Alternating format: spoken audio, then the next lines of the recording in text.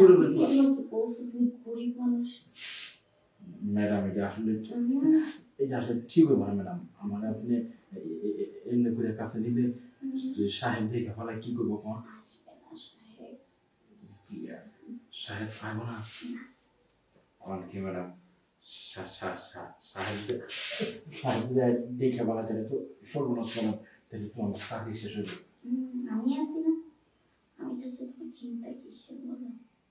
ও আচ্ছা, তাইলে তো কোনো চিন্তাই নাই। তাইলে ম্যাডাম আমি আপনার সেবাও করলাম, আপনার জ্বালাবো দিলাম নাকি? এই তো এতক্ষণ এসে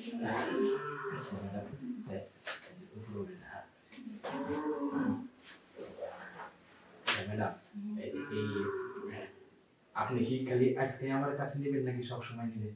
দেখোই না আজকে প্রতিদিন সবসময় কাছে নেবেন ম্যাডাম। তাহলে আমরা বেডরুমে যাই নাকি? কেন এখানে কি হয়েছে? এখানে ও আচ্ছা ম্যাডাম, কালকে যখন কথা কোনো রুমে যাওয়া